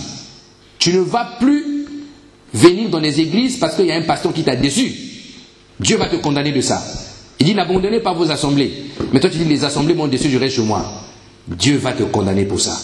Je te prends un exemple. Il dit, parents n'héritez pas vos enfants, enfants obéissez à vos parents. Deux principes bibliques majeurs. Ce n'est pas parce que ton père va t'irriter que toi tu ne vas pas obéir à ton père. Autrement, vous deux, vous avez entravé la loi de Dieu. La sentence de Dieu vous concerne, vous deux. Donc l'obéissance n'a rien à voir avec ton voisin, avec quelqu'un de ta famille. Ça n'a rien à voir. L'obéissance, c'est toi et Dieu. Moi je dis, toi tu fais. On a compris hier à la formation des serviteurs que la rédemption voulait dire quitter un esclave, quitter un maître pour aller vers un autre maître. Autrement dit, quand Christ te délivre du péché, il te fait de toi son esclave. Donc tu étais esclave de Satan, tu deviens esclave de Christ. C'est ça. En réalité, un bon chrétien normal, il n'est pas libre. Dis-moi comment tu seras libre si avant de faire des choses, tu dois poser la question à Jésus. Comment tu es libre? Dis-moi comment tu es libre. Tu es libre lorsque tu ne poses pas de questions à Jésus. Amen. Deuxième critère, c'est que, comment faire pour demeurer? Il faut entretenir une communion constante et intime avec Jésus. afin de tirer de lui les forces nécessaires. Une communion constante et intime. Ça veut dire quoi? Ça veut dire que ta relation avec Dieu ne doit pas être une relation comme ça, avec des courbes. Non. Ça doit être une relation comme ça. Tu es droit devant lui et quand tu mets un programme en place, apprends à le respecter toi-même. Tu as décrété, chaque jour je vais commencer à me lever à 5 heures pour prier. Tu as fait une nuit, c'est fini. Les autres nuits, le réveil sonne, tu vois comme ça, tu jettes, tu fermes. Il faut avoir une intimité constante avec Dieu. Constante, constante. Prends un rendez-vous avec lui. Commence à lui parler. Il y avait une femme de prière comme ça. Lorsqu'elle avait dit, moi, chaque jour à 21h, j'ai rendez-vous avec le Seigneur. Amen. Elle pouvait être dans la rue. Quand il était 21h, quand son réveil faisait tant dans le téléphone, elle partait, elle trouvait un coin, peu importe où elle pouvait se trouver. Elle se met là, elle parle au Seigneur, elle commence à prier. Une communion constante. Des années. Tu te lèves le matin, tu viens. Seigneur, bonjour. Bonjour Seigneur. Je sais que tu es là ce matin. Merci de m'avoir gardé toute la nuit. Mais aujourd'hui, j'aimerais commencer ma journée avec toi. Parce que tu es le Dieu du commencement. Sois avec moi dans tout ce que je fais. Mais ne laisse pas que je fasse des choses que toi tu ne veux pas que je fasse. Je veux faire ce que toi tu as prévu pour moi aujourd'hui. C'est ça. Et tu le fais continuellement. Parce que tu sais qu'il est là. Ça c'est la communion constante. Ça va te permettre de se maintenir dans la présence de Dieu. Amen. Troisième chose, c'est obéir à ses commandements et demeurer dans son amour. Obéir aux commandements du Seigneur et demeurer dans son amour. Ça c'est important. Demeurer dans l'amour de Dieu. Beaucoup de chrétiens cherchent l'amour. L'église là on n'aime pas les gens. Là-bas il n'y a pas l'amour. Quand on vient, je sens que là-bas on m'aime pas. On m'aime pas. Mon frère, tu n'es pas ici pour qu'on t'aime. Mais tu es ici pour aimer les autres. Amen. L'amour que tu cherches là, au fait c'est un besoin dans ton âme. Parce que l'amour de Dieu, en tant que chrétien, tu l'as en toi. La Bible dit dans Romains chapitre 5 verset 5 que l'amour de Dieu est répandu dans notre cœur par le Saint-Esprit. Tu cherches l'amour où? Là-bas il n'y a pas l'amour, mais l'amour est en toi. Manifeste-le. Amen. Donc demeurez dans l'amour de Dieu et gardez ses commandements. Si vous gardez mes commandements, vous demeurez dans mon amour. Donc le moyen pour demeurer dans l'amour de Dieu, c'est de garder les commandements. Tu ne vas pas critiquer ton prochain, respecte-le. Ton prochain va dire que tu l'aimes. Tu lui fais énormément du bien. Bénissez ceux qui vous maudissent. Tu le bénis tout le temps. Lui va dire que vraiment, c'est quelqu'un de bien. Il aime les gens. Mais c'est parce que toi, tu es simplement en train de pratiquer la parole de Dieu que lui te trouve bien. Tu ne fais pas de miracle, mais tu pratiques seulement la parole. Et lui te trouve bien. Amen. C'est des personnes, ils ne sont pas agitées. Il va venir tout calmement. Toi, tu es malade, vraiment la fièvre. Lui vient seulement, il prend sa main, il met sur ta tête. Il ne fait pas ça. Il ne fait rien du tout. Il vient seulement, il met la main. Il parle doucement. Seigneur, toi tu guéris mon frère. Au nom de Jésus, Amen. Et toi tu fais, tu as déjà fini? Lui te dit, oui, c'est déjà fini. Quelque temps plus tard, la guérison arrive. Il obéit à la parole. Et quand tu obéis à la parole, la vie de Dieu coule au-dedans de toi. Ensuite, tu dois mener une vie de pureté. La Bible dit que l'épouse est lavée par l'eau de la parole. Une vie de pureté. Sois une femme pure. Le contraire de la pureté, c'est l'impureté. Une vie de pureté, c'est une vie qui consiste à résister au péché. Résiste au péché. Amen. Résiste au péché. Quand tu sens que ma soeur là, quand je la fréquente, c'est toujours des causeries bizarres. Ça dit, il y a des gens, ils parlent au téléphone. Allô ma soeur, oui, comment tu vas? Ça va, oui. Ça a été la journée, oui. Ah, tu as fait quoi? Ah, oui. Ah, d'accord. Les enfants vont bien, le mari, oui. Ah, vraiment. Je voulais juste avoir de tes nouvelles. Les nouvelles sont déjà données, mais tu t'arrêtes pas. Comment tu as trouvé le culte la dernière fois? Oh, j'ai trouvé que le pasteur avait bien prêché, mais la louange, vraiment, la soeur là, vraiment, avec son tissage bizarre. Ah. Et puis vous continuez, ça devient agréable, vous continuez. Mais elle t'a même dit, c'est pour ça les enfants de Dieu, réfléchissons. Elle Elle t'a dit, je t'appelle pour prendre tes nouvelles. Tu lui donnes tes nouvelles, vous ne vous arrêtez pas là, vous continuez. Il faut fuir, il faut fuir. Il faut lui dire, oui ma soeur, le culte c'était bien, hein? Dieu te bénisse. Mais comment tu as trouvé la soeur? Non, non, non, Dieu était présent. Amen. Tu veux que je passe, qu'on se voit, qu'on prie un peu? Tu vas entendre, non, non, non, non, non, on se verra plus tard. Parce qu'elle appelait pour autre chose. Faites attention, il y a des sœurs qui s'ennuient. Elle s'ennuie et t'appelle pour que toi tu puisses la distraire. Toi ton mari à la maison, elle son mari n'est pas à la maison, et t'appelle pour que toi tu puisses la distraire.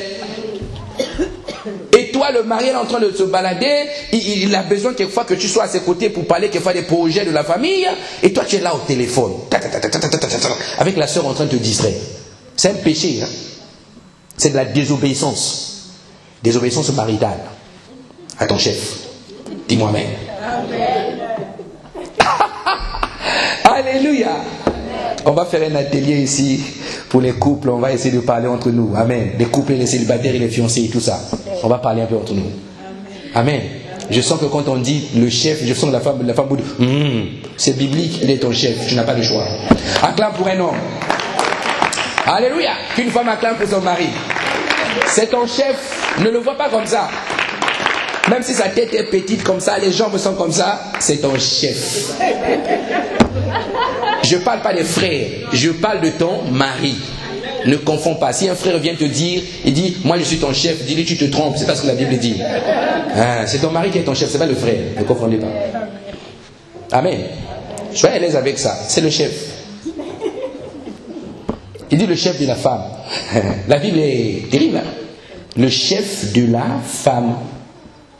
Vous êtes toutes les filles de Sarah qui appelaient Abraham mon Seigneur. Bonjour mon Seigneur. Celle qui fait ça à son mari, je te jure, ce jour-là, l'ange va descendre dans la maison. Alléluia. Si vous me trouvez une sœur dans l'église qui est bien dans la foi, là, qui appelle son mari mon Seigneur, vous allez voir. Même Satan vous a proposé de diminuer les maris. Et vous préférez diminuer des maris que d'appeler avec les bons mots. Comment on diminue un mari? Tu le vois, tu dis, mon doudou. Donc un doudou. D'autres ont accepté de prendre les noms de légumes. Mon chou, batavia. Alléluia. Un enfant de Dieu, toi tu l'appelles mon chou. Diminution de l'autorité. La Bible t'a pas dit tu l'appelleras mon chou. Il a dit tu l'appelleras mon Seigneur. D'autres ils ont dit bon écoute les deux de une il appelle son mari Brice, pas de tendresse. Brice, Brice. Oh je t'appelle Brice. Si c'est un Africain je t'appelle Brice. Non. Où est l'autorité? Où est la personne qui est subordonnée? Il faut fuir le péché, mes sœurs. La désobéissance, c'est à tous les niveaux. Ce n'est pas seulement mentir, critiquer. Quand tu ne considères pas le mari comme le chef, là, c'est compliqué pour toi. Hein. Lui doit rendre compte de ta vie, tu le sais. Toi, tu rends compte de personne, de toi-même. Mais lui doit rendre compte de ta vie. Ah, laisse-moi, tu m'énerves. Ah, le chef. Là, ton ange te regarde comme ça et dit, mais quelle femme insensée. Après, tu viens, tu dis, la femme sage bâtit la maison. Quelle sagesse tu bâtis? Avec quoi tu bâtis? C'est ça. Si tu es marié, soucie-toi de moyens de lui plaire. Dis-moi amen. Un frère dit, merci pasteur. Enfin, tu as parlé. Alléluia. Les conséquences du sarment qui est rattaché au cep, c'est que Jésus va demeurer en toi en permanence. Il ne va pas te lâcher. Il va aller avec toi. Partout où tu vas dans les administrations, avant que tu frappes une porte, lui, il a déjà ouvert. Amen. Et toi, tu rentres. Amen. Jésus sera avec toi toujours, continuellement. Amen. Il y a des gens, vous avez l'impression qu'ils ne font pas d'efforts pour que les choses arrivent. Amen. Lui, il prie seulement beaucoup, il ne fait pas d'efforts. Moi, j'ai un frère comme ça, hein, qui m'avait donné une de mes premières Bibles. Lui, il priait seulement, il priait. Hein.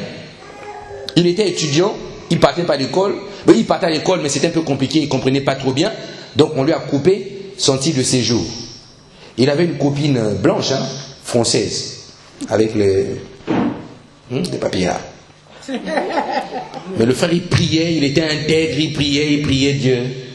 La femme lui dit, tu sais, les françaises, les petites là, deux fois, elle veut aller vite, le bisou, le frère dit non, pas ça, la crainte de l'Éternel.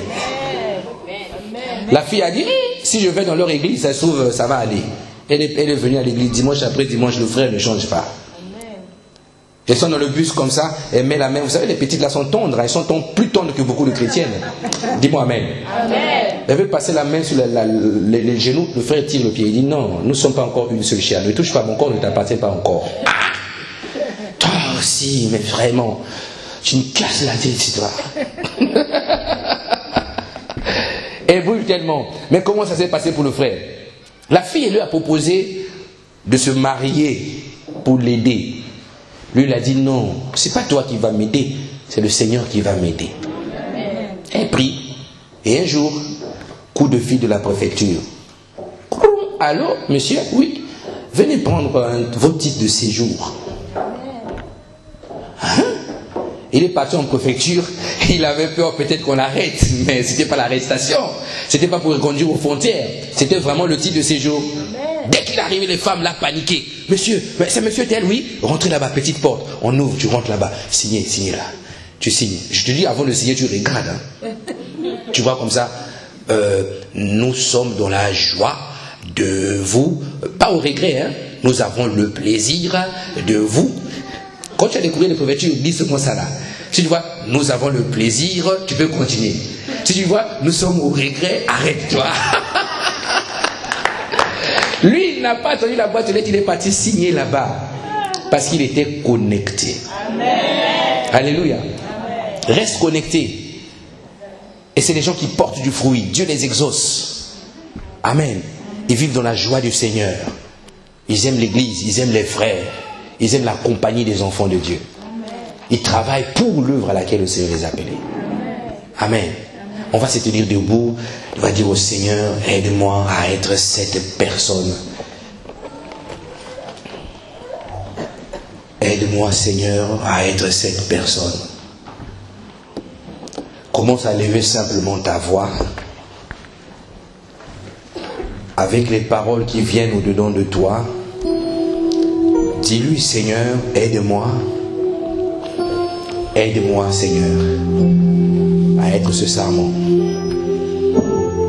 Christ est la vie recherchée de mon âme. Ô Seigneur, soutiens ma foi.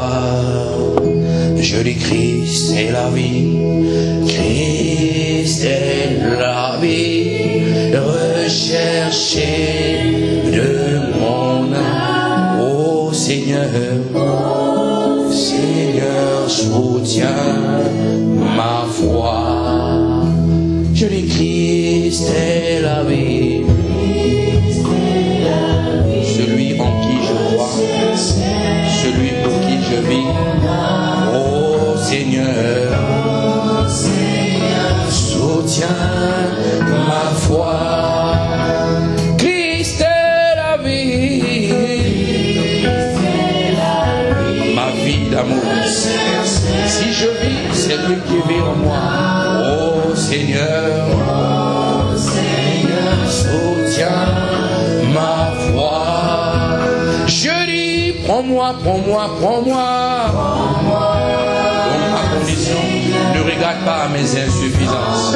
Ne regarde pas à nos manières de faire et nous disons, Jacob soutient ma foi. Je dis, prends-moi, prends-moi, prends-moi.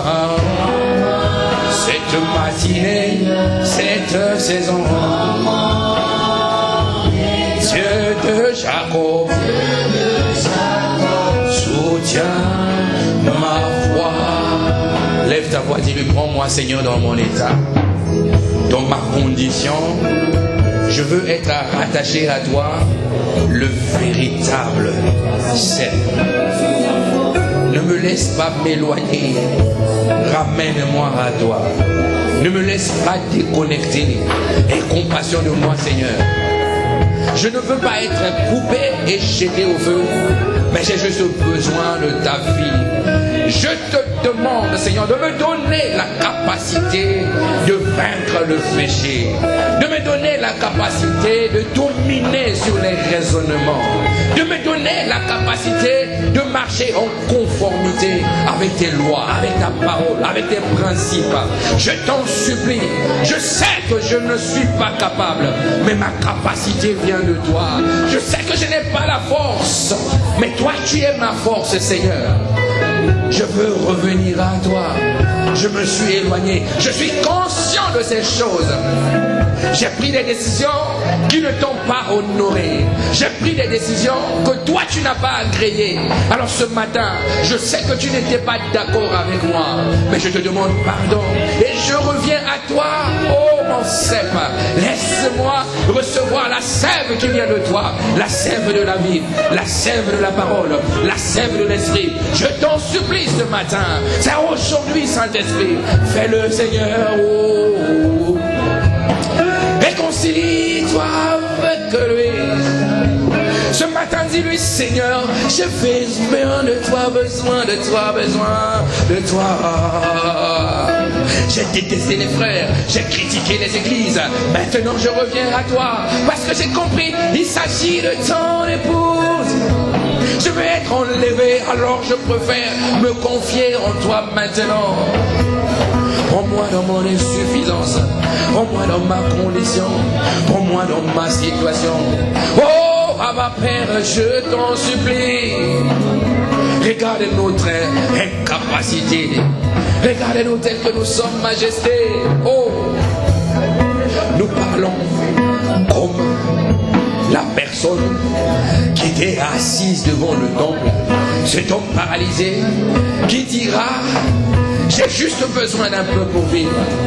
Le peu que nous avons besoin, c'est ta présence. Mais sauf que ce que nous cherchons, deux fois ne sont pas utiles. Mais le plus important, c'est ce que Pierre avait à lui donner. Il lui dira: je n'ai ni or ni argent. Ce que j'ai en moi, c'est la vie de Dieu. Ce que j'ai en moi, c'est la connexion divine. Ce que j'ai en moi, c'est la libération des captifs. Ce que j'ai en moi, c'est le don de l'esprit. À cause du fait qu'il était rattaché au véritable cep. Christ est le cep. Alors ce matin, dis-lui: Christ est le cep. Appelle-le Christ est le cep. Ne te contente pas d'avoir passé un moment de prière. Ne te contente pas d'avoir été dans une église. Reçois la réconciliation de Dieu. Ce matin, deux fois tu n'obtiens pas, mais c'est le fruit de la déconnexion. Alors dis-lui: Seigneur, connecte-moi à toi ce matin. Connecte l'église à toi. Au-delà de cette assemblée, connecte l'église corps de Christ. Nous te supplions, mettez-nous rattachés à toi, parce que nous savons que c'est toi qui prends soin de nos majestés. Oh, oh, il est lavé. Recherchez, demande, oh Seigneur, Seigneur, soutiens ma foi. C'est une prière ce matin, Christ est lavé. Mon obsession, la source de ma vie. Je dis: Seigneur, oh Seigneur, soutiens ma foi. Christ est lavé. Oh, recherchez de mon âme, oh Seigneur. Soutiens ma foi. Je dis: prends-moi, prends-moi, prends-moi. Je ne regarde pas mon voisin, je ne regarde à toi, ma soeur. Ce matin, j'ai besoin de toi. Je dis Dieu de Jacob. Tu es aussi mon Dieu. Tu n'es pas seulement celui de Jacob. Oh, je dis, prends-moi, prends-moi, prends-moi, prends-moi. Dans mon état, dans ma situation, dans ma condition. Je dis Dieu de Jacob, celui qui pardonne sans cesse ma foi. Je dis prends-moi, prends-moi, prends-moi. Au-delà de mes manquements, ce matin j'ai choisi de revenir à toi. Je n'ai pas honoré l'homme que tu m'as envoyé. Je dis ce matin, prends-moi, prends-moi, prends-moi. Fais de moi un instrument obéissant, afin de recevoir de toi ce que toi tu veux. Soutiens ma foi. Christ est la vie, la vie, la vie est, la vie est. Seigneur Dieu, nous t'appelons Rabbin notre Père, parce que nous croyons qu'en toi tout est possible. Et nous sommes affiliés à toi maintenant. Nous ne sommes plus dans l'esclavage, nous sommes maintenant à toi, à qui la Bible dit pour la louange de ta gloire. Alors ce matin nous te supplions, réconcilie-nous avec toi, nous te supplions. Merci pour ta parole, comme je te disais le matin, qu'elle soit gravée sur les tables de nos cœurs, pour que nous partions et que nous portions du fruit. Nous te bénissons pour ce message, admirable Saint-Esprit. Merci pour ta présence. Au nom de Jésus, nous t'avons prié, nous disons Amen, Amen, Amen.